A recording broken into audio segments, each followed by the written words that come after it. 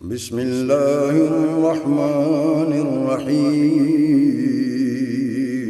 شروع اللہ کے نام سے جو بڑا مہربان نہایت رحم والا ہے۔ رب کو پیارے رب راضی ہے نہاتے، ان رب کو پیارے رب راضی ہے نہاتے، ایویں پیر چوم دے اسی اللہ والیاں دے، ان رب کو پیارے رب راضی ہے ناتے، ایویں پیر چوم دے اسی اللہ والیاں دے، ان رب کو پیارے خالق دی کل خدائی اے اناد بادشاہی، خالق دی کل خدائی اے اناد بادشاہی، جو چاو دے کر دے دین دے سپاہی، جو چاو دے کر دے۔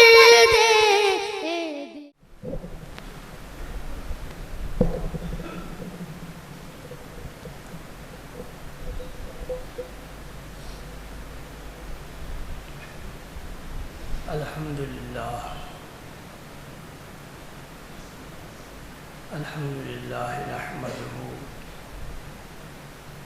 ونستعینه ونستغفره ونؤمن به ونتوکل علیہ،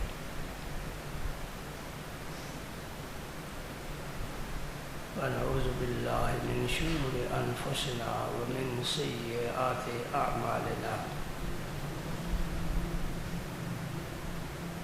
من يهده الله فلا مضل له ومن يضلل فلا هادي له، وأشهد أن لا إله إلا الله وحده لا شريك له، وأشهد أن سيدنا ومولانا محمدا عبده ورسوله الذي أرسله الله بالحق بشيرا ونذيرا وداعيا إلى الله بإذنه وسراجا منيرا، أشهد أنه صلى الله تعالى عليه وسلم بلغ الرسالة ونصح الأمة وكشف الغمة وجل الظلمة وجاهد في سبيل الله وعبد ربه حتى أتاه اليقين، اللهم صل على سيدنا محمد وعلى آل سيدنا محمد وبارك وسلم، اللهم صل وسلم على رسولك الكريم وآله الطاهرين، رب اغفر وارحم وأنت خير الراحمين، إن الله وملائكته يصلون على النبي يا أيها الذين آمنوا صلوا عليه وسلموا تسليما، اللهم صل على سيدنا محمد وعلى آل سيدنا محمد وبارك وسلم، اللهم صل وسلم على رسولك الكريم وآله الطاهرين، رب اغفر وارحم وأنت خير الراحمين۔ ہمارے نبی کریم رؤوف الرحیم رحمت للعالمین شفیع المذنبین خاتم النبیین امام الاولین والآخرین جناب محمد الرسول اللہ صلی اللہ علیہ وآلہ وسلم ہمارے ہی صرف نبی نہیں، سارے نبیوں کے بھی نبی ہیں اور سارے رسولوں کے بھی رسول ہیں۔ علماء کا متفقہ یہ فیصلہ ہے کہ حضور کی امت میں انسان ہی نہیں جنات بھی شامل ہیں اور ملائکہ بھی شامل ہیں۔ حضور کی نبوت عام ہے، آپ کی رسالت کے دائرے میں خدا کی ساری مخلوق ہے۔ جتنے آپ کی القاب ہیں کسی نبی کے اتنے القاب نہیں ہیں۔ جتنی مضبوط کتاب میرے نبی کی ہے کسی نبی کی اتنی مضبوط کتاب نہیں ہے۔ جتنا نبوت کا دائرہ میرے نبی کا وسیع ہے کسی نبی کی نبوت کا دائرہ اتنا وسیع نہیں ہے۔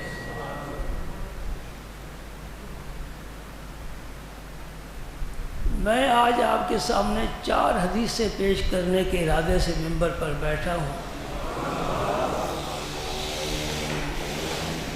اور یہ چاروں حدیثیں مسلم اور بخاری شریف کی ہیں جو معتبر ترین کتابیں ہیں حدیث کی، اور اس کی راوی حضرت ابو ہریرہ ہیں جو راویوں میں بڑے مضبوط ہیں، اور حضرت عباس ہیں جو حضور کے چچا ہیں۔ لیکن اس سے پہلے میں تمہیداً چند کلمات کہنا ضروری سمجھتا ہوں۔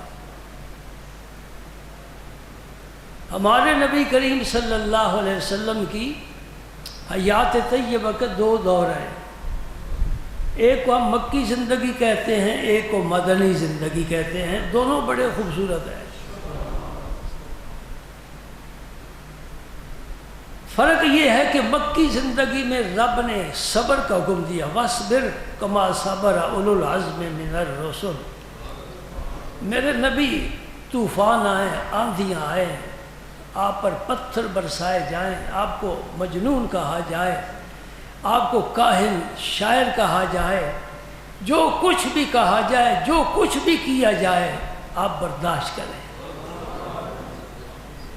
یہ دور تھا برداشت کا۔ یہاں نہ تلوار اٹھانے کی اجازت تھی اور نہ کسی کی ہرزہ سرائی کے جواب میں لب کشائی کی اجازت تھی۔ خاموش رہو، چپ رہو، اور یہ بڑا مشکل مرحلہ ہوتا ہے، خاص طور اس کے لیے جو بڑا طاقتور ہو۔ کمزور تو کمزوری کی وجہ سے خاموش ہو جائے گا نا کہ میں کر کچھ نہیں سکتا، اس نے میرا پنجہ مروڑا ہے، میں نہیں مروڑ سکتا، میں کمزور ہوں۔ کمال تو اس کا ہے جو طاقت کے باوجود کو برداشت کرتا ہے۔ یہ میرے نبی نے طاقت کے باوجود برداشت کیا، اور جب آپ کو اذن ہجرت ہوا اور یہ چاند اپنی منزل تبدیل کر رہا ہے، مکہ کی بجائے مدینے کے افق سے طلوع ہو رہا ہے، یہاں انصار تھے تو دل و جان سے نثار تھے۔ انصار کا کام ہی کیا ہوتا ہے؟ یوں ہی نام نہیں رکھے گئے، کچھ کام کیا ہے، رب نے دیکھا ہے، نبی نے پسند کیا ہے، نام رکھ دیا۔ انصار کا معنی مددگار۔ عیسیٰ علیہ السلام نے اپنی قوم کو مخاطب ہو کر فرمایا تھا، من انصاری اللہ، اللہ کی طرف بلانے میں، دعوت دینے میں کون میرا مددگار ہے؟ قال الحواریون نحن انصار اللہ، جو آپ کے خاص تھے نا، خاص، انہوں نے کہا ہم آپ کی مدد کرنے کے لیے تیار ہیں۔ دین کی مدد کرنا اس دور میں بڑا مشکل ہے۔ ہمارے ذہن میں کہیں یہ سوال اٹھتا ہی نہیں کہ میں مسلمان ہوں، اسلام کی خدمت میرے اوپر بھی فرض ہے۔ رب نے کیا فرمایا؟ ان تنصروا اللہ ینصرکم ویثبت اقدامکم، اگر تم اللہ کے دین کی مدد کرو گے تو اللہ تمہاری مدد کرے گا۔ اب جس نے اللہ سے مدد مانگنی ہے وہ پہلے اللہ کے دین کی مدد کرے، رب سے بے شک نہ مانگے، اس کا وعدہ ہے وہ خود ہی مدد فرما دے گا۔ بندے کے سارے کام سیدھے ہوتے چلے جائیں گے، کوئی الٹا نہیں ہوگا۔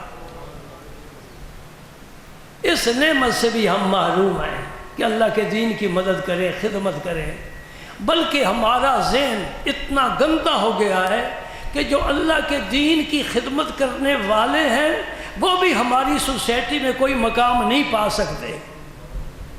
داڑھی والا، مولوی، صوفی، ٹوپی والا، مسیحتن، نہ جانے ہم نے کتنے لطیفے ان کے لیے بنائے ہوئے ہیں۔ مجھے یہ بتاؤ، آپ حلوہ کھاتے ہیں کہ نہیں کھاتے؟ بدنام مولوی ہے، ٹھیک ہے نا؟ کچھ ہاں ہوں تو کرو نا۔ جاگتے ہو، عید کا کھا کے آئے ہو، یہ سیویاں تم نے کھائی ہیں کہ مولوی نے کھائی ہیں؟ مولوی تو داڑھی کی وجہ سے کھاتا ہی نہیں کہ داڑھی میں نہ الجھ کر رہ جائے، یہ تمہارا ہی کام ہے، لیکن بدنام مولوی ہے۔ ایسی بات ہے نا؟ کیوں مولوی بدنام ہے؟ اس کو ہم نے حقیر سمجھا ہے۔ اس سے حقیر سمجھا ہے رب نے اسے مصطفیٰ کریم کا مصلی نبی کا ممبر عطا فرمایا، اسے قرآن دیا ہے، یہ کسی دنیا دار کو خدا کی قسم خاطر میں لاتا ہی نہیں ہے۔ یہ دنیا کے خزانے کیا ہیں؟ یہ تو سب سے زیادہ قارون کے پاس سے۔ کوئی شخص اپنے بیٹے کا نام قارون رکھنا پسند کرتا ہے؟ کیوں نہیں رکھتے؟ وہ بڑا امیر آدمی تھا، اس کے خزانے کی چابیاں تو اونٹوں کی ایک پوری جماعت اٹھاتی تھی، قرآن شاہد ہے۔ تو نام رکھو اپنے بیٹے کے، تم یہ دولت سے پیار کرتے ہو، نہیں رکھتے۔ کیوں نہیں رکھتے؟ مطلب یہ ہوا کہ وہ کمینہ تھا، وہ زکوٰۃ دینے سے انکار کر گیا۔ رب نے کہا ساری دولت بھی لے جا، تو بھی جا، زمین میں دھنس جا۔ آج دن تک نیچے سے نیچے جا رہا ہے، روزانہ قد آدم کے برابر زمین میں دھنستا جا رہا ہے، قیامت تک نیچے چلا جائے گا۔ یزید صاحب تخت و تاج تھا، حکمران تھا، طاقت والا تھا، کوئی بھی شخص ایماندار اپنے بیٹے کا نام یزید نہیں رکھے گا، فرعون نہیں رکھے گا، نمرود نہیں رکھے گا، شداد حامان نہیں رکھے گا، ابلیس نہیں رکھے گا، رکھے گا تو محمد کا غلام نام رکھے گا۔ اس لیے دوستوں اپنا قبلہ سیدھا کرو، اپنی سمت کا تعین کرو، کس طرف جا رہے ہو؟ میرا نبی کدھر بلا رہا ہے، تم کدھر جا رہے ہو؟ اللہ اکبر، اللہ اکبر۔ مدنی زندگی میں میرے رب نے حکم دے دیا، اٹھاؤ تلوار، قاتلوہم، جہاد کرو۔ نبی نے جو تلوار چلائی ہے یہ اپنے من کی دنیا میں خوشنودی پیدا کرنے کے لیے نہیں، بلکہ لِتَكُونَ کَلِمَةُ اللَّهِ هِيَ الْعُلْيَا، تاکہ اللہ کا کلمہ بلند ہو جائے۔ کیا فرق ہے؟ ایک کافر بھی لڑتا ہے، ایک مومن بھی لڑتا ہے، کیا فرق ہے؟ مولانا روم نے خوب شعر کہا ہے، جنگ شاہان جہاں غارت گری، جنگ شاہان جہاں غارت گری، جنگ مومن سنت پیغمبری۔ کافر ہے تو شمشیر پہ کرتا ہے بھروسہ، مومن ہے تو بے تیر بھی لڑتا ہے صبح۔ کافر کی جنگ ہوتی ہے ملک گیری کے لیے، مجھے خزانے میرے ہاتھ میں آئے، میرے نام کا سکہ اور آگے چلے، اور اللہ کا بندہ لڑتا ہے مجھے یا شہادت ملے یا اللہ کا کلمہ بلند ہو جائے۔ جو صحابہ کی سیرت ہے اگر اس کا مطالعہ کریں، ایسے جاں فروش تمہیں نظر آئیں گے جنہیں دشمن نے نیزہ مارا اور وہ زمین پر گرے اور زبان سے الفاظ کہے فزت ورب الکعبہ، مجھے کعبے کے رب کی قسم میں نے زندگی کی بازی جیت لیا ہے۔ غزوہ موتہ میں حضور کے چچا زاد بھائی حضرت علی المرتضیٰ کے حقیقی بھائی جنہوں نے جھنڈا تھاما ہوا تھا، یہ ہاتھ کٹ گیا، بائیں ہاتھ پہ جھنڈا تھام لیا، یہ کٹ گیا، منہ میں پکڑ لیا، دونوں ہاتھ کٹ گئے، کامیاب ہے۔ کامیاب ہے۔ کیوں کامیاب ہے؟ میرے نبی نے فرمایا اس کے بدلے رب نے 2 پر عطا فرمائے ہیں، وہ ملائکہ کے ساتھ پرواز کرتے ہیں، اس لیے انہیں طیار کہا جاتا ہے۔ شہادت ہے مقصود و مطلوب مومن، نہ مال غنیمت نہ کشور کشائی۔ ہم ملک فتح نہیں کرنا چاہتے، مال غنیمت جمع نہیں کرنا چاہتے، ہم اللہ کی جناب میں سرخرو ہونا چاہتے ہیں۔ یا اللہ ایک جان دی تھی وہ بھی تیرے راہ میں قربان کر دی۔ یہ غالب کہتا ہے جان دی ہوئی اسی کی تھی، جان دی ہوئی اسی کی تھی، حق تو یہ ہے کہ حق ادا نہ ہوگا۔ کاش مجھے پھر جان ملتی، پھر میں لڑتا۔ ہاں میرے نبی نے اپنی خواہش کا اظہار کیا ہے اللہ کی جناب میں، مولا کریم میں تیرے دشمن کے ساتھ لڑتا ہوا شہید ہو جاؤں، تو مجھے پھر زندہ کرے، میں پھر لڑوں پھر شہید ہو جاؤں، تو پھر زندہ کرے پھر شہید ہو جاؤں۔ سبحان اللہ، شہادت کو کیا اعلیٰ مقام دے دیا ہے، لیکن یہ کسی خوش بخت کو ملتا ہے، ہر ایک کو۔ ہاں کچھ خوش قسمت ایسے بھی ہیں جو شہادت نہیں پاتے لیکن شہیدوں سے آگے بڑھ جاتے ہیں۔ میں اشارہ کر رہا ہوں حضرت خالد بن ولید کی طرف۔ موتا کی لڑائی میں 9 تلواریں ان کے ہاتھ سے ٹوٹی ہیں۔ مجاہد تو ایسا ہونا چاہیے، نبی کا شیر ایسا ہونا چاہیے، بھوکے بھی ہیں، ایک کھجور بھی نہیں کھائی، اور 9 تلواریں فولادی ٹوٹ گئی، اس شیر کا ہاتھ نہیں تھکا، لیکن ساری زندگی جہادوں میں گزارنے کے باوجود موت بستر پر آئی ہے۔ پتہ ہے کیا وجہ ہے؟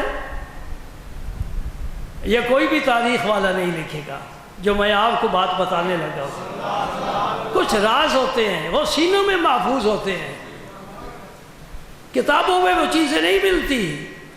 جس دن موتا میں حضرت خالد بن ولید نے لشکر اسلام کا جھنڈا اٹھایا، نبی پاک مدینہ پاک میں ممبر پر تشریف فرما تھے، مسجد نبی شریف کا ممبر ہے، اور حضور نے فرمایا اب جھنڈا سیف من سیوف اللہ نے تھام لیا ہے، اور موتا شام کے قریب ہے، اور مکہ مکرمہ سے قافلے جاتے تھے شام کے ملک میں، مہینے کے بعد وہاں پہنچتے تھے، مسافت کا اندازہ کر لو۔ حضور مدینہ پاک میں تشریف فرمائے، جنگ وہاں ہو رہی ہے، نبی پاک وہاں کے حالات صحابہ کو بتا رہے ہیں۔ اس کا کوئی بھی مکتب فکر کا عالم انکار نہیں کرے گا، یہ ایک حقیقت ہے، حدیث میں آ گیا، کون انکار کرے؟ تو حضور نے کیا فرمایا؟ جھنڈا کس نے پکڑا ہے؟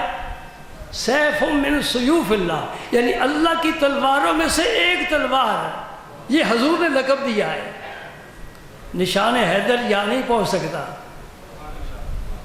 ہمارے ملک کے نشان اور تمغے نہیں پہنچ سکتے جہاں اللہ کا رسول اپنے صحابہ کو سر بلند فرما رہا ہے۔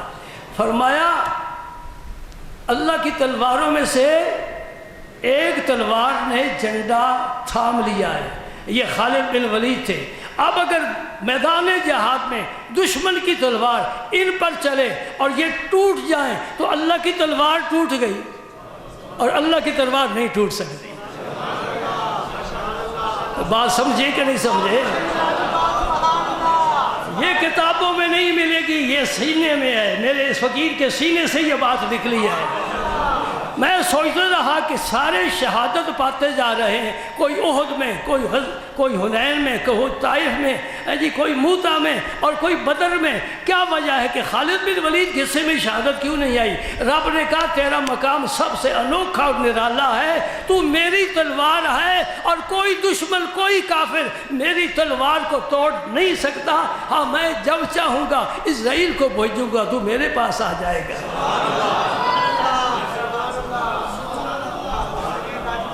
یہ ہے نبی کی زبان سے نکلے ہوئے جملے کی میرا رب قدر فرما رہا ہے۔ اے میرے نبی تو نے کہا ہے نا، تو نے کہا ہے یہ تلوار ہے، اور ہے بھی اللہ کی تلوار۔ اللہ کی تلوار کو کون توڑے؟ یہی وجہ ہے نبی پاک نے 27 غزووں میں حصہ لیا ہے۔ ایک جنگ کرے نا کوئی ملک، کتنے سال پیچھے چلا جاتا ہے، اس کی قوت کمزور ہو جاتی ہے۔ اور جس نبی نے 27 جنگیں لڑی ہیں، پھر بھی تازہ بتازہ ہے، پھر بھی تازہ بتازہ ہے۔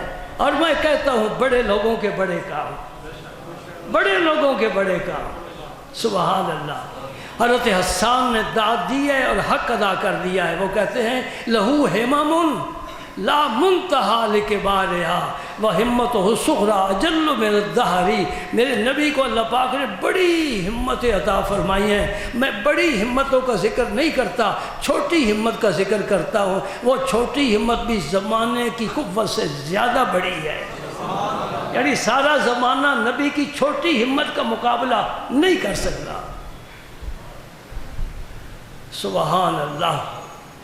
تو جس جہاد میں یہ دو اصطلاحیں ہیں، غزوہ اور سریہ، جس جہاد میں حضور نفس نفیس شریک ہوئے اسے غزوہ کہتے ہیں، اور جس جہاد کے لیے حضور نے لشکر اسلام بھیج دیا اور خود تشریف نہیں لے گئے وہ سریہ ہے۔ سریہ الگ ہیں، میں صرف غزوات کی تعداد بتا رہا ہوں۔ 27 غزوات میں میرے آقا کریم نے جو سب سے نفیس تھے، سب سے زیادہ نازنین تھے، محجبین تھے، انہیں تو رب پھولوں کے سیج پر بٹھاتا اور جنت سے تازہ ہر وقت پھول آتے، لیکن اللہ کے نبی نے اس بات کو پسند کیا تاکہ میری امت کے لیے یہ مشقت والا کام یہ قیامت تک جاری رہے۔ آپ نے فرمایا الجہاد ماضٍ الی یوم القیامہ۔ لیکن ایک بات میں کہتا جاؤں، یہ حدیثیں تو آج نہیں بیان ہو سکیں گی، اور ایسا اکثر ہوتا رہتا ہے۔ کوئی بات نہیں، بات ان کی کرنی ہے، ان کی زلفوں کی کرو، ان کے ابرو کی بات کرو، ان کے چشم ما زاغ البصر کی بات کرو، ان کے نطق کی بات کرو، ان کے قد مبارک کی بات کرو، ان کی گفتار کی بات کرو، رفتار کی بات کرو، بات ان کی ہونی چاہیے۔ یہ تو پھر موضوع تو بس ہماری گود میں ہے تو جیب میں ہے۔ آپ بھی سلامت رہیں، مجھے بھی اللہ تعالیٰ توفیق دے تو ہر جمعے ملاقات ہوتی ہے نا، تو انشاءاللہ ذکر ہوتا رہے گا۔ لیکن میں اب یہ کہنا چاہتا ہوں کہ نبی کریم صلی اللہ علیہ وسلم نے 27 غزوات میں حصہ لیا ہے، اور غزوے میں کیا ہوتا ہے؟ آج کی فوج کا نا منظر اپنے سامنے رکھنا، آج تو راشن کا، رسد کا سارا انتظام، اسلحہ جدید سے جدید اسلحہ، اور گاڑیاں، بکتر بند گاڑیاں، میزائل، ایٹم، نہ جانے کیا کچھ ہے، مجھے تو خبر بھی نہیں ہے۔ اس وقت کیا تھا؟ کھجور بھی لشکر اسلام میں تقسیم نہیں ہوتی، بس پیر پر پتھر باندھ لو، تلوار ہمیں ہاتھ میں لو، چلو بھائی چلو، شیرو چلو چلو، رب کا دین آگے تک پہنچاؤ۔ وہ حقیقی جہاد تھا۔ مومن جو لڑتا ہے تو مختلف نیتوں کے ساتھ لڑتا ہے۔ ایک اس لیے لڑتا ہے کہ یہ ملک جو ہے نا، ملک یہ آزاد ہو جائے، جیسے کشمیر والے لڑ رہے ہیں آزادی کے لیے، یہ جہاد نہیں ہے۔ میں بڑی ذمہ داری سے بات کہہ رہا ہوں، مطالعے کے زور سے بات کہہ رہا ہوں، میرے پیچھے نہ جانے کتنے علماء کی تحقیقات ہیں، میں کہہ رہا ہوں یہ جہاد نہیں ہے۔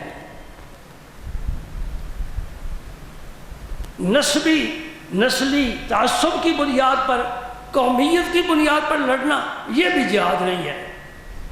اس لیے لڑ رہا ہے کہ لوگ کہیں بڑا بہادر ہے، بڑا بہادر، بڑا دلیر ہے، پرواہ نہیں کر رہا، اکیلا لشکر میں گھس گیا ہے، تلواریں لگ رہی ہیں، خون بہہ رہا ہے، آگے سے آگے جا رہا ہے، یہ بھی جہاد نہیں ہے، یہ فساد ہے۔ ذہن میں بات بیٹھے گی؟ یہ جو کچھ تنظیمیں ہمارے نوجوانوں کو پکڑ پکڑ کر کشمیر لے جاتی ہیں نا، اور پھر وہ جب شہید ہوتا ہے کسی چھوٹی سی پگڈنڈی پر بورڈ لگا کر شہید کا اشارہ بنا دیتے ہیں، یہ کوئی جہاد نہیں۔ جہاد کسے کہتے ہیں؟ میں عرض کر چکا ہوں، تاکہ اللہ کا کلمہ بلند، فقط وہ جہاد ہے اللہ کا کلمہ بلند ہو۔ اس کے لیے کیا کرنا پڑتا ہے؟ دشمن کے ملک کی حد پر پہنچ کر جو مسلمانوں کی فوج کا سپاہ ہے، دشمن کے ملک کے بادشاہ کی طرف پہلے پیغام بھیجے کہ تو لا الہ الا اللہ پڑھ لے، ہماری تلواریں نیام میں ہیں، تو ہمارا بھائی، ہم تیرے بھائی، تیری حفاظت کرنا ہماری ذمہ داری ہے۔ یہ ملک تیرا ہے، یہ فوج تیری ہے، یہ خزانے تیرے ہیں، ہم واپس چلے جائیں گے۔ یہ ملک کلمہ طیبہ حاصل کرنے کے لیے ہم تلواریں لے کر آئے۔ پہلی شرط 65 میں جو پاکستان نے جنگ لڑی ہے، یہ تو جنگ سونپتی گئی ہے نا، اس پر مسلط کی گئی ہے۔ پاکستان نے نہیں جنگ لڑی، پاکستان نے دفاع کیا ہے، اور خدا کی قسم لاجواب دفاع کیا ہے، لاجواب دفاع کیا ہے۔ دیکھو کتنا بڑا ملک ہے، پوری تیاری کے ساتھ وہ ہماری سرحدوں پر پہنچ گیا، اور کہتے ہیں ناشتہ جا کر لاہور کریں گے۔ ہندو کے بیٹے، تجھے یہ ہمارا ناشتہ کبھی نہیں ملے گا، یہ پاک ہے، تو ناپاک ہے۔ ناپاک آدمی پاک کھانا نہیں کھا سکتا، تو اپنے گھر جا، سور جا کر کھا۔ 65 کی جنگ آپ کو یاد ہے؟ کچھ پرانے لوگ ہیں انہیں یاد ہے۔ کمال جنگ، کمال جہاد، یہ جہاد اپنا دفاع کیا اور حق ادا کر دیا، دشمن کو آگے نہیں آنے دیا۔ اللہ اکبر، اللہ اکبر۔ اور اگر وہ کلمہ طیبہ نہ پڑھے دشمن، پھر بھی تلوار اٹھانے کی اجازت نہیں ہے۔ پھر کیا حکم ہے؟ انہیں کہو کہ جزیہ قبول کر لو، رہو جو بھی دین ہے اس پر رہو، تمہارے دھرم کو ہم نہیں چھیڑتے، ہندو ہو ہندی ہو، سکھ ہو سکھ، عیسائی ہو عیسائی رہو، یہودی ہو یہودی ہو، پارسی ہو پارسی رہو، تمہارا دین تمہارے ساتھ، تم جزیہ ادا کرتا رہو۔ اسلامی ریاست میں ہر سال جزیہ ادا کرو۔ اگر یہ بھی نہیں قبول کرتے، پھر تمہارے ہمارے درمیان تلوار فیصلہ کرے گی۔ آخر میں تلوار اٹھائی جاتی ہے۔ اس وقت پوری دنیا میں کوئی تنظیم ایسی نہیں جو ان اصولوں پر جہاد کرے۔ یہ سب فساد ہی فساد ہے، نام کوئی بھی رکھ لو، یہ جہاد نہیں، یہ فساد ہے۔ اللہ اکبر، اللہ اکبر۔ پھر اگر دشمن کی سرزمین پر قدم رکھو تو حضور نے اپنے لشکر کو حکم دیا ہے اپنی تلوار سے کسی بچے کو قتل نہ کرنا، کسی عورت کے خون سے اپنی تلوار کو رنگین نہ کرنا، کسی بوڑھے کی بڑھاپے پر ترس کرنا، یہ ہدایت ہے۔ دشمن ہے، بے ایمان ہے، پھر بھی ان کو تحفظ ہے۔ جوانوں کو للکارو، وہ تمہارے مقابلے میں آئے۔ حتیٰ کہ میں حیران ہوا جب یہ میں نے پڑھا، اللہ کے رسول نے یہاں تک فرمایا کہ دشمن کے ملک میں جاؤ تو پھلدار درختوں کو بھی نقصان نہ پہنچاؤ، فصل تیار ہے اس سے بھی نقصان نہ پہنچاؤ۔ یہ ہے دین امن والا، سمجھے نہیں سمجھے؟ یہ دین ہے امن والا۔ یوں ہی نبی کی تلوار نہیں چلتی کہ جو بھی سامنے آئے مولی گاجر کی طرح کاٹتے جاؤ، نہیں، اپنا مشن لے کر چلو اور کچھ ہدایات لے کر چلو، جس سے انشاءاللہ تم ہمیشہ فتح و نصرت حاصل کرو گے۔ یہ جتنی اسلام میں جنگیں ہوئی ہیں، سب میں ان تمام باتوں کا خیال رکھا گیا ہے، کسی اور پر تلوار نہیں اٹھی۔ ہاں، جب جنگ ختم ہو جائے، دشمن بھاگ جائے، اور ہمیشہ ہی ایسا ہوا ہے، مسلمان فتح پا جاتے تھے تو پھر مال غنیمت جمع کیا جاتا تھا، اور وہ مجاہدین میں مال غنیمت تقسیم کیا جاتا تھا۔ جو پیدل لڑنے والا ہے اسے ایک حصہ، جو گھوڑے پر سوار ہو کر لڑتا ہے اسے دو حصے، گھوڑے کا الگ، مجاہد کا الگ۔ اور نبی پاک صلی اللہ علیہ وسلم جب مال غنیمت تقسیم فرما کر فارغ ہوتے، چادر جھاڑ کر کندھے پر رکھ کر وہ جا رہے، مجاہد ہو، یہ سب تمہارا ہے، سب تمہارا ہے، سبحان اللہ۔ پھر اللہ پاک نے نبی پاک کا حصہ مقرر فرمایا، پیارے تمہاری بھی تو ضروریات ہیں، ازواج مطہرات ہیں، تمہارے پاس بھی مہمان آتے ہیں، وفد آتے ہیں، دین سیکھنے والے درویش آتے ہیں، تم بھی کچھ حصہ رکھو، یا اللہ تو مقرر فرما دے۔ وَعْلَمُوا 10واں پارہ شروع ہے، انما غنمتم، جو تم مال غنیمت پاؤ تو اللہ کا اور اللہ کے رسول کا 5واں حصہ ہے۔ 4 حصے مجاہدین میں تقسیم کر، 5واں حصہ نبی پاک کا، اور وہ بھی نبی پاک لے کر پھر صفہ کے غریب فقیر صحابہ میں تقسیم کرتے تھے، مہمانوں کو کھلاتے تھے۔ اور اپنا حال کیا تھا؟ عائشہ گھر میں کوئی چیز ہے؟ یا رسول اللہ کچھ نہیں، چلو پھر میں آج روزے کی نیت کر لیتا۔ اللہ کے رسول کا یہ طرز عمل تھا۔ سبحان اللہ سبحان اللہ۔ ایک دن حضرت فاطمہ الزہرا رضی اللہ تعالی عنہ کے پاس کھانا ہدیتاً آیا، کسی نے بھیج دیا، تو آپ نے حضرت امام حسن مجتبیٰ سے فرمایا بیٹا ہمیں بھی بھوک تو بڑی لگی ہے، کئی دن ہے فاقہ، کئی دن ہے فاقہ، نہ صبح کو کھایا نہ شام کو کھایا، پر ابا جی نے تو ہم سے بھی زیادہ فاقے کیے ہوئے نا، یہ لے جاؤ آپ کی خدمت میں جا کر پیش کر دو۔ حضرت فاطمہ الزہرا، اولاد ہو تو ایسی ہو، باپ ہو تو ایسا ہو، نہ اولاد اس کی مثل ملتی ہے نہ باپ اس کی مثل ملتا ہے، شفقت میں ہے انتہا۔ جب حضرت فاطمہ الزہرا آتی تھی حضور کے گھر میں، آپ اٹھ جاتے تھے اپنی نشست سے اور ان کا ہاتھ پکڑ کر چومتے تھے اور اپنی جگہ بٹھاتے تھے۔ وہاں نبی تو نے موڑ لگا دی ہے کہ شفقت سے بھی ہاتھ چومنا کہہ دو نا جائز ہے۔ شفقت وہ ہوتا ہے کہ بڑا چھوٹے کا ہاتھ چومے، یہ شفقت ہے۔ نبی کے اپنے عمل سے یہ ثابت ہو گیا کہ ہاتھ چومنا بدعت نہیں ہے، جائز ہے، نبی کی سنت ہے۔ یہ متکبرین دنیا دار نہ جانے کیا کیا تبصرے کرتے ہیں، یہ رسول اللہ نے خود کام کر کے ہمیں بتایا ہے۔ اور جب حضور ان کے گھر تشریف لے جاتے تو فاطمہ الزہرا اپنی جگہ سے اٹھتی اور حضور کا دست کرم پکڑ کر بوسے دیتی، اور لطف آتا ہوگا کہ نہیں آتا ہوگا، اور اپنی جگہ حضور کو بٹھاتی۔ یہ چھوٹا بڑے کے ہاتھ چوم رہا ہے، شاگرد استاد کے ہاتھ چوم رہا ہے، مرید پیر کے ہاتھ، بیٹا باپ کے ہاتھ چوم رہا ہے، بیٹی باپ کے اور ماں کے ہاتھ چوم رہی ہے۔ ان دنیا داروں کو کہو کسی اہل علم کی صحبت اختیار کرو تاکہ تیری اندر کی طہارت ہو جائے۔ اندر گند بھرا ہوا ہے، دنیا داروں میں رہ رہ کر گند بھرا ہوا ہے، اسے نکال تاکہ تیرے اندر تطہیر کا عمل پیدا ہو جائے۔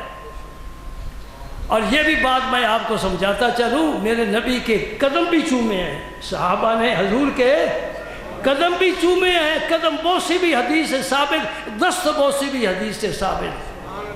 اہل سنت والجماعت کا کوئی عمل نفس کی پیداوار نہیں، قرآن و سنت پر اس کی بنیاد ہے، ہر عمل پر قرآن کی مہر ہے، رسول اللہ کی مہر ہے۔ کھانا لے کر آ گئے، حضور نے فرمایا حسن آج کھانا لائے ہو؟ یہ امی نے فرمایا ہے کہیں سے تحفہ ہدیہ آیا ہے تو ہمارا جی نہیں چاہ کے کھائیں، آپ کیا فاقے دے کر میں لے، فرمایا گھر لے چلو میں بھی آتا ہوں مل کر کھائیں گے۔ سبحان اللہ۔ میں نے پتہ سے کیا مسئلہ خز کیا ہے، اے پیروں کو تحفے دیتے ہیں نا، ہدیے دیتے ہیں، تو پھر پیر کا بھی فرض ہے مکافات کرے، اس کے بدلے مرید کو بھی کچھ دے، جیبیں نہ بھرتا رہے اور کچھ مرید کو بھی دے۔ کیا دے؟ کچھ نہیں، دعا ہی دے دے۔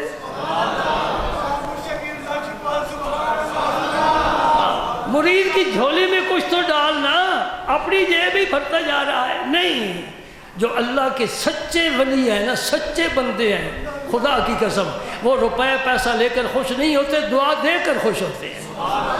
اے اللہ میرے ساتھ اس کا تعلق ہے کہ تو اس کی یہ بہتری فرما دے۔ یہ مسئلہ بھی سن لو، عقیدے کا نہ نبی کچھ کرتا ہے نہ ولی کچھ کرتا ہے، رب سے کرواتے ہیں۔ ہمارا عقیدہ ایسا مشکوک نہیں جیسا لوگ سمجھتے ہیں، الحمدللہ قرآن و سنت پر ہمارے عقیدے کی بنیاد ہے۔ نہ نبی کچھ کرتا ہے نہ ولی کچھ کرتا ہے، نہ غوث کچھ کرتا ہے، نہ کتب کچھ کرتا ہے، جو بھی سائل آتا ہے اس کی درخواست اللہ کی جناب میں پیش کر کے منظوری کرواتے ہیں۔ یہ کعبہ ہے۔ سورہ والضحیٰ تو پڑھو، اور جو مولوی کہتے ہیں کیا لیتے ہو مدینے جا کر، کیا کرتے ہو، حج تو مکہ مکرمہ ہو گیا۔ اور ظالموں تیرے پاس سود کے خلاف بولنے کے لیے لفظ نہیں ہے، رشوت کے خلاف بولنے کے لیے لفظ نہیں ہے، شراب حرام ہے اس کی تو دعوت لوگوں کو اس سے منع نہیں کرتا۔ کیا کچھ ملک میں ہو رہا ہے، اور تیرے پاس صرف یہی موضوع ہے کہ نبی کچھ نہیں کر سکتا، نبی کے پاس نہ جاؤ۔ ہم کہتے ہیں حج مکہ مکرمہ ہو گیا، مدینہ پاک حج کا کوئی ایک رکن بھی ادا نہیں ہوتا، جو کچھ کرنا ہے حاجی کو مکہ مکرمہ کر لے، لیکن واپس نہ جائے۔ وہ کہتے ہیں واپس چلا جائے، میں کہتا تیرا ابا بھی واپس نہیں جاتا تھا، وہ بھی مدینہ جاتا تھا۔ اب تو پیدا ہو گیا ہے، تیری سمجھ میں مسئلہ آ گیا کہ مکے سے واپس جاؤ۔ کوئی سنگ دل سے سنگ دل ہوگا تو مدینہ نہیں جائے گا، ورنہ مکہ سے مدینہ ضرور جاتا ہے، جاتا ہے نا، جاتا ہے۔ اور عاشقوں کا تو کام ہی ہے کہ مکے جاتے ہیں، عمرہ کرتے ہیں، بس 2 ہی راتیں رہتے ہیں، پھر بھاگ کر مدینے آ جاتے ہیں۔ یہ عاشقوں کا طریقہ ہے۔ کس لیے جاتے ہیں مدینہ؟ اور سن، جو عمل کیا ہے اس پر قبولیت کی مہر تو لگوا۔ مہر لگانے والا دفتر الگ ہے، وہ فاصلے پر رکھا ہے تاکہ مکے میں حاجی آ کر یہی حضور کی زیارت کر کے، ایسا ہو سکتا تھا نا سرکار کا روضہ پاک مکہ مکرمہ میں ہوتا، ادھر کعبہ ہے، دوسرے محلے میں سرکار کا روضہ مبارک ہو۔ رب نے کہا نہیں، ادھر میں بناؤں گا دور، دیکھوں گا کون جاتا ہے کون نہیں جاتا۔ جی شعر کی زبان میں سمجھنا چاہتے ہو؟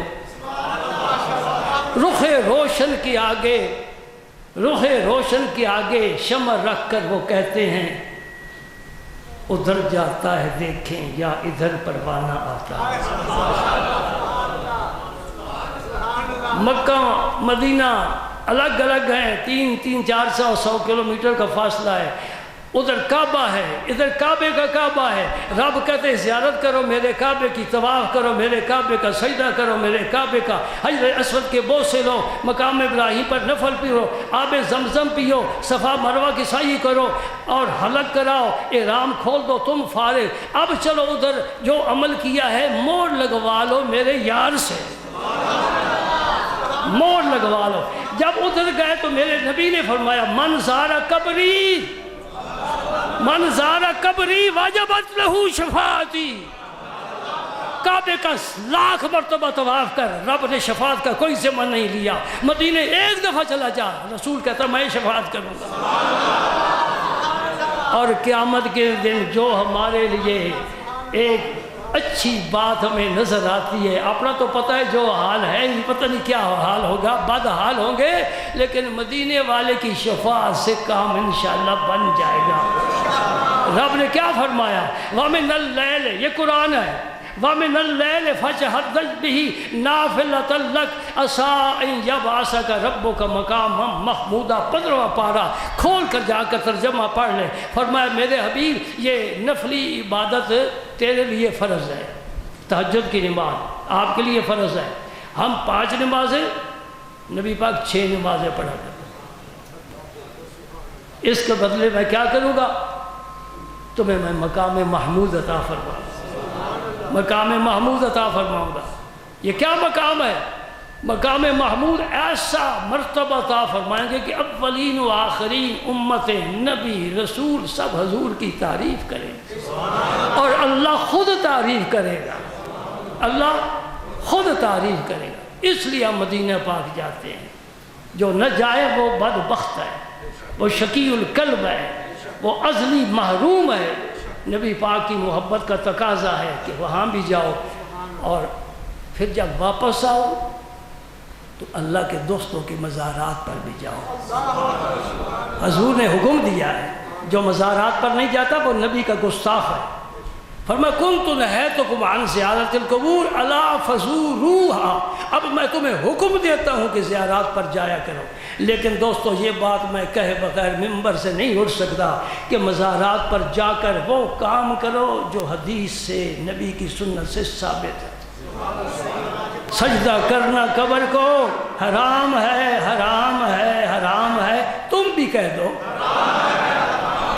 یہ سارے شہر میں پھیلا دو، نظامی مسجد کا یہ عقیدہ ہے، قبر کو سجدہ کرنا حرام ہے، حرام ہے، حرام ہے۔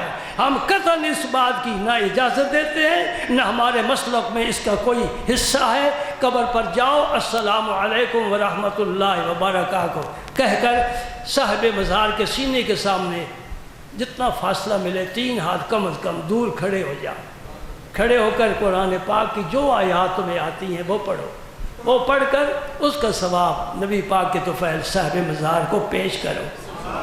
بس بس اس طریقے پر دنیا کا کوئی عالم اعتراض کرے، میں جواب دینے کے لیے تیار ہوں۔ اتنا ستھرا طریقہ ہے، صاف طریقہ ہے، ہاتھ لگانے کی بھی ضرورت نہیں ہے۔ قبر کو ہاتھ لگانے اس لیے کہ حضور شہدائے احد کے مزارات پر ہر سال جاتے تھے، یہ بھی پلے باندھ لو نا۔ یہ جو بزرگوں کے عرس ہر سال ہوتے ہیں، یہ کہتے ہیں جی ہر سال جانا کہاں سے نکالا ہے، کہ نبی کا عمل ہے۔ ہر سال حضور تشریف لے جاتے تھے اور شہدائے احد کے لیے آپ دعائیں فرماتے تھے۔ سبحان اللہ۔ اور جنت البقیع تو بالکل قریب ہے، نبی پاک صلی اللہ علیہ وسلم جنت البقیع میں تشریف لے جاتے تھے۔ یہ مسئلہ بھی سمجھتے جاؤ، سامنے مزار ہو آپ سجدہ اللہ کو بھی نہیں کر سکتے۔ اور ہم تو اتنی احتیاط کرتے ہیں، تم نے پتہ نہیں ہمیں کیا سمجھا ہوا ہے، کیا بنایا ہوا ہے، یہ قبر پرست ہے، لا حول ولا قوت الا باللہ۔ ہم خدا پرست ہیں، ہم حق پرست ہیں، ہم باطل کے سامنے جھکنے والے نہیں ہیں۔ باطل ہمارے مسلک میں راہ نہیں پا سکتا۔ ہمارے بزرگوں نے علم کے ساتھ ہمیں یہ تربیت فرمائی ہے۔ قبر سامنے ہو نا، وہاں آپ اللہ کو بھی سجدہ نہیں کر سکتے۔ دیکھو نا جنازہ پڑھتے ہیں، اس کو بھی نماز جنازہ کہتے ہیں نا، تو نماز سجدے کے بغیر رکوع کے بغیر کیسے ہو گئی؟ کہا سامنے میت ہے، نہ رکوع کر نہ سجدہ کر، کھڑے کھڑے دعا مانگ، ثنا پڑھ، درود پڑھ، دعا مانگ۔ قبر سامنے ہو تب بھی سجدہ۔ ایک دربار پر میں جاتا ہوں، وہاں مزارات سین میں ہیں اور صفیں بنی ہوئی ہیں۔ بھائی کوئی بدعملی کسی جگہ پائی جاتی ہے تو صاحب مزار کا تو قصور نہیں ہے نا، اس مسلک کا قصور تو نہیں ہے نا۔ اب یہ جو میں بات کرنے لگا ہوں مجھے بہت ناگوار گزرا، وہ اوقاف کے اندر ہے۔ میں جو اس کا مینیجر تھا اس سے ملا، ملک خدا بخش اس کا نام تھا۔ میں نے کہا ملک صاحب یہ قبریں ہیں، جب صفیں بنتی ہیں تو قبریں سامنے ہوتی ہیں، سجدہ کرنا تو حرام ہے۔ لیکن کون سنتا ہے توتی کی کارخانے میں، کون سنتا ہے بات؟ وہ بنی ہوئی قبریں، صفیں ہو رہی ہیں۔ اور کچھ ایسے بے ایمان ہیں جو مزارات پر جا کر ان سے حاجتیں طلب کرتے ہیں۔ میں اسے ایماندار نہیں سمجھ سکتا۔ میری بات سمجھ رہے ہو کہ نہیں سمجھ رہے؟ حاجت اللہ سے طلب کرو۔ حاجت کس سے؟ اللہ سے۔ نبیوں کو جب مشکل پڑی رب کو پکارا، رسولوں کو مشکل پڑی رب کو پکارا، ولیوں کو مشکل پڑی رب کو پکارا، اے اللہ تو ہماری مدد فرما، اور رب نے خوب مدد فرمائی ہے۔ نبیوں کے راستے پر چلو، ولیوں کے راستے پر چلو، حق لے کر چلو، حق کے ساتھ چلو، حق والا بن کر چلو، یہ باطل طریقے نہ اختیار کرو۔ کسی جاہل پیر کا عمل نہ دیکھو، کسی جاہل پیر کا عمل، اور میں تو کہوں گا کہ جاہل پیر ہو سکتا ہی نہیں، جاہل پیر ہو سکتا ہی نہیں۔ اس پر لعنت بھیجو جو خلاف شرع کام کرتا ہے۔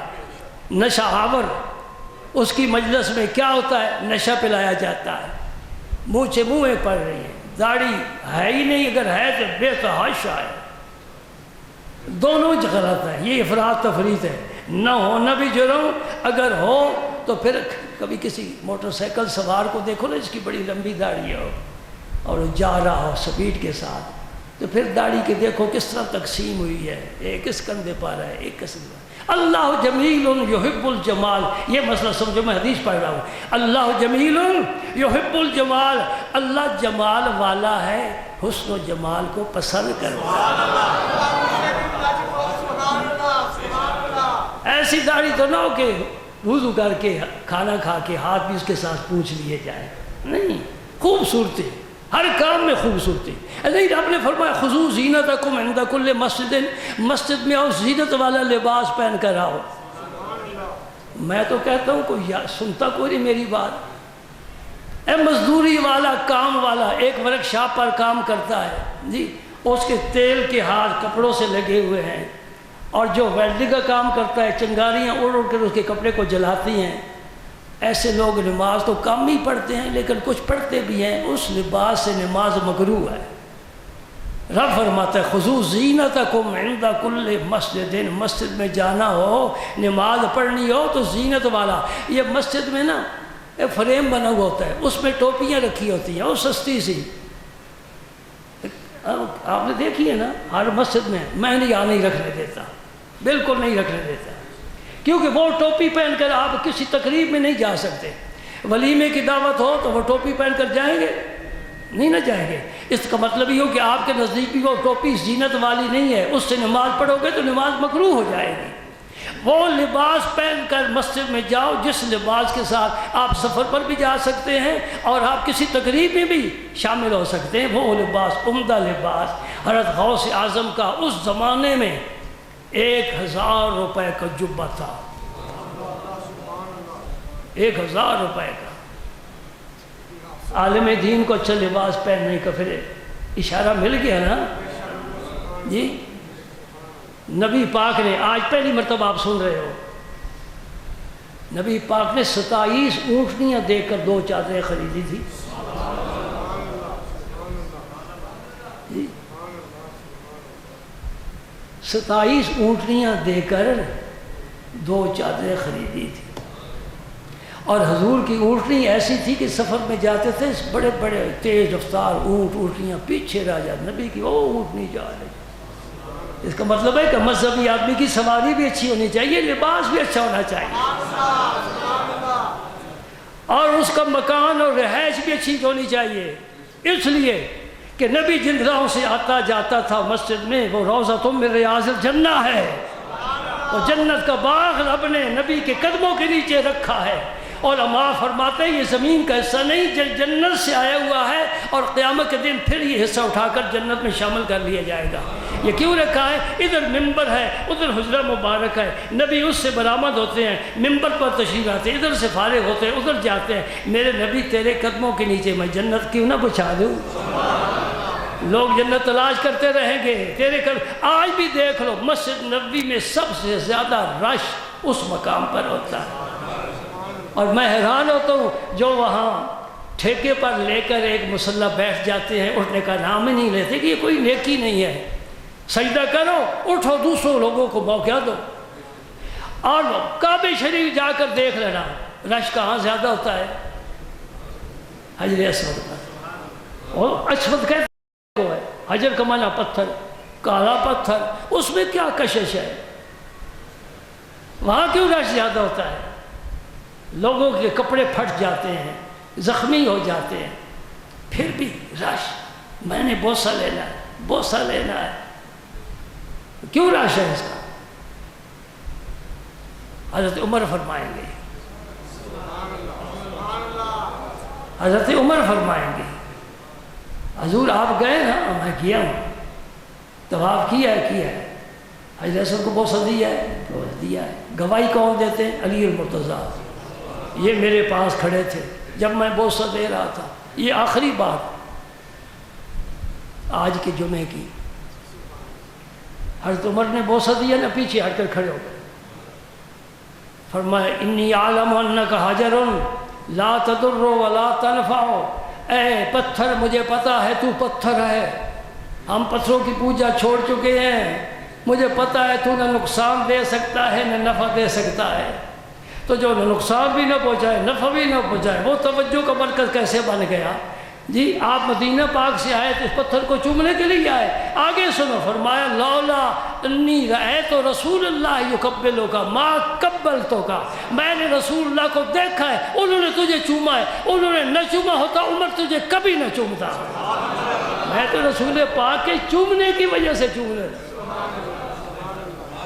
وہ جو باب و مدینہ علم تھا نا، عام طور پر اتنی بات ہی آپ سنتے ہیں، اتنی بیان کی جاتی ہے. ذرا آگے بھی تو چلو نا. آگے چلو، علی المرتضیٰ کا میں نے کیوں حوالہ دیا؟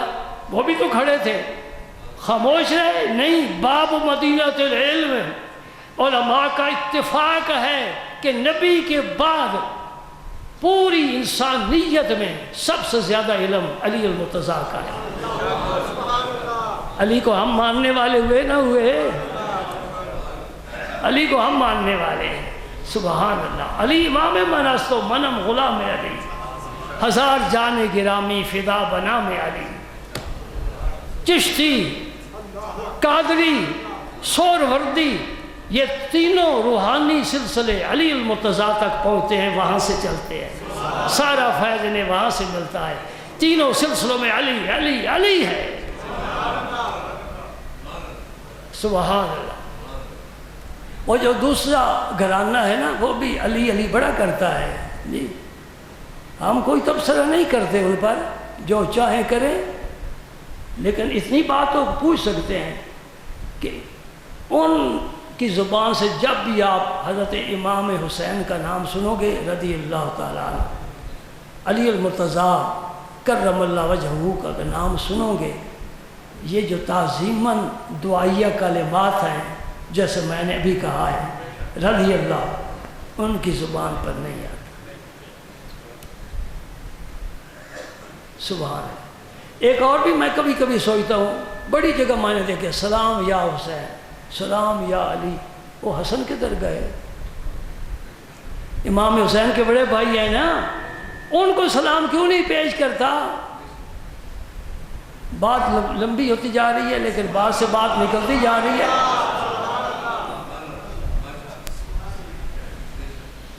بات لمبی ہوتی جا رہی ہے، بات سے بات نہیں۔ میری نظر علی المرتضیٰ پر ہی ہے۔ وہ حرم میں کھڑے ہیں، کعبے کے سامنے کھڑے ہیں، حضرت عصمت کے سامنے کھڑے ہیں، حضرت عمر ان کے پاس ہیں، عمر سے بات کرنا چاہتے ہیں، لیکن میری بات تو پھر رہ جائے گی نا، میں بھی بات کرنا چاہتا ہوں۔ کسی جگہ آپ سلام یا حسن نہیں دیکھیں گے، سلام یا حسین، سلام یا علی، ٹھیک ہے، تو حسن کا نام کیوں نہیں لیا جاتا؟ وہ نہیں بتائیں گے، میں بتاتا ہوں۔ امام حسن مجتبیٰ، یہ بھی وہی نواسہ ہے رسول اللہ کا جو امام حسین تھے، یہ بھی نبی کے کندھوں پر چڑھ کر کھیلا کرتے تھے جیسے امام حسین کھیلتے تھے۔ انہوں میں خاتون جنت کا دودھ پیا ہے اپنے بھائی کی طرح، حالانکہ وہ چھوٹے ہیں، یہ بڑے ہیں، بڑے کا اپنا مقام ہوتا ہے۔ انہوں نے بھی حضور کے سجدے لمبے کیے ہیں، انہوں نے بھی کیے ہیں، وہ بھی علی کی فرزندہ ہے، یہ بھی علی کی فرزندہ ہے۔ ان پر بھی ظلم ہوا ہے کہ انتڑیاں کٹ کٹ کے زہر کی وجہ سے بہر آ رہی ہیں، اور جان اللہ کا صبر کرے، ان کو بھی تختہ مشق بنایا گیا، ان کا نام لیا جا رہا، ان کا نہیں۔ پتہ ہے وجہ کیا ہے؟ انہوں نے امام حسن مجتبیٰ نے امیر معاویہ کے ہاتھ میں ہاتھ لے کر بیعت کی ہے۔ یہ دشمنی ہے، یہ دشمنی ہے۔ ابھی تک سنی ایسے ہیں جن کے سینوں میں حضرت امیر معاویہ کا بغض موجود ہے، ان کے لیے میں قرآن کی ایک آیت پڑھ کر آگے چلا جاؤں گا۔ سورہ حشر آیت نمبر 10، گھر جا کر ترجمے والا قرآن کھول کر پڑھ رہا ہے۔ آیت کیا؟ والذین جاؤوا من بعدہم، جو پاک گروہ صحابہ کا گزر گیا، ان کے بعد جو لوگ آئے، اللہ پاک ان کے متعلق فرماتے یقولون، وہ کیا کہتے ہیں؟ ربنا اغفر لنا، اے اللہ ہمیں بخش دے، ولاخواننا الذین سبقونا بالایمان، ان ایمان والوں کو بخش دے جو ہم سے سبقت لے گئے، آگے چلے گئے، اس دنیا سے چلے گئے، ان کو بھی بخش دے۔ سمجھ گئے؟ آگے کیا آیت کا حصہ ہے؟ وَلَا تَجْعَلْ فِي قُلُوبِنَا غِلًّا لِلَّذِينَ آمَنُوا، اے اللہ ایمان والوں کے متعلق ہمارے دل میں کینہ نہ رکھنا، ہمارے دل صاف کر۔ اس کا کیا معنی ہوا؟ وہ جو حضرت امیر معاویہ کا بغض رکھنے والا ہے، وہ یا تو یہ دعا مانگتا ہی نہیں، اگر مانگتا ہے تو اس کی قبول نہیں ہوتی، قبول ہو جاتی تو اس کے دل سے امیر معاویہ کا بغض ختم ہو جاتا۔ بات میری سمجھ گئے؟ اب سنو، علی المرتضیٰ آگے بڑھے، فرمایا عمر ایسی بات نہیں جیسے تو کر رہا ہے۔ عمر نے کیا کہا تھا؟ لا تضر ولا تنفع، تو نفع نقصان نہیں دے سکتا۔ فرمایا نہیں، ایسی بات نہیں ہے۔ میں نے رسول پاک سے سنا ہے، فرماتے جس نے حجر اسود کا بوسہ لیا یا دور سے استلام کیا، دونوں کا ایک ہی حکم ہے، ایک ہی ثواب ہے، ایک ہی فضیلت ہے۔ نہیں رش کی وجہ سے پہنچ سکا، تب بھی بوسہ لینے والوں میں اس کا نام آ گیا ہے۔ تو نے استلام کیا ہے، بسم اللہ اللہ اکبر، اس طرح استلام کیا ہے۔ فرمایا، حضور نے فرمایا ہے قیامت کے دن اس پتھر کی زبان بھی ہوگی، اس کی آنکھیں بھی ہوگی، جب ساری مخلوق اللہ کے حضور حاضر ہوگی، جس نے اس کو سلام کیا ہے یا چوما ہے اس کی یہ شفاعت کرے گا، یہ پتھر شفاعت کرے گا۔ فائدہ پہنچایا یا نہیں فائدہ ہو جی؟ میں پھر سوچنے لگ گیا تم بھی میرے ساتھ شریک ہو جاؤ، وہ پتھر پہچان لے گا، سمجھاؤ نا، پتھر پہچان لے گا۔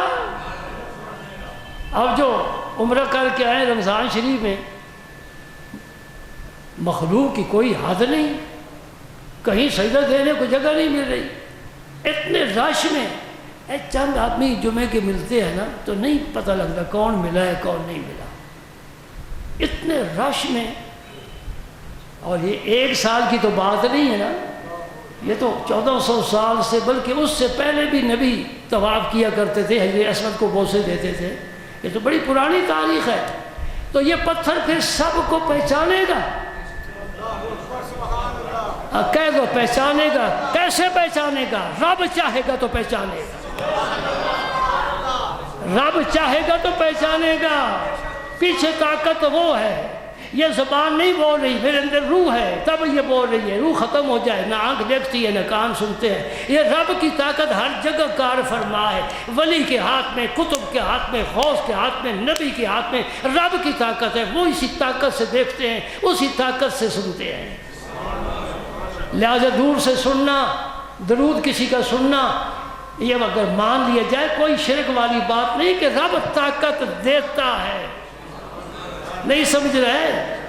رب طاقت دیتا ہے، دور سے سن بھی لو، دور سے دیکھ بھی لو۔ میں نے بھی بتایا غزوہ موتا، جنگ موتا، حضور مدینہ پاک میں شام کے ملک میں لڑائی ہو رہی ہے، آپ یہاں بیٹھ کر صحابہ کو سارا جنگ کا نقشہ بتا رہے ہیں۔ نجاشی حبشے میں مرتا ہے، وہ ایمان لایا تھا، حاضر نہیں ہو سکا، جس دن وہ مرا ہے اس زمانے میں تو یہ سائنس نہیں تھی نا، نہ سائنسدان تھے نہ بھلا ہو ان کا، انہوں نے ہمیں مشکل میں مصیبت میں ڈال دیا ہے۔ تم تو بڑے خوش ہو نا، پنکھے چل رہے ہیں، اسی چلتے ہیں، ہم کہتے ہیں اندر اندھیرا ہے باہر روشنی ہے تو کیا فائدہ ہے۔ کہاں ہے حبشہ؟ نجاشی وہاں مرتا ہے، نبی پاک مدینہ پاک میں ساتھیوں جو صحابہ سے بولے اٹھو صف بناؤ، نجاشی پر جنازہ پڑھے، فوت ہو گیا ہے۔ ٹیلی فون آیا تھا، کیسے پتہ چلا؟ کہو نا رب دینے والا علم نبی کو، رب دینے والا ہے طاقت نبی کو، رب نبی کی دستگیری فرماتا ہے، اور پھر جو رب چاہتا ہے کر لیتا ہے، جو رب چاہتا ہے وہ تو کر لیتا ہے نا۔ اب میں اگر یہ بات چھیڑوں تو یہ تو الگ موضوع ہے، بڑا لمبا ہو جائے گا۔ وآخر دعوانا الحمدللہ۔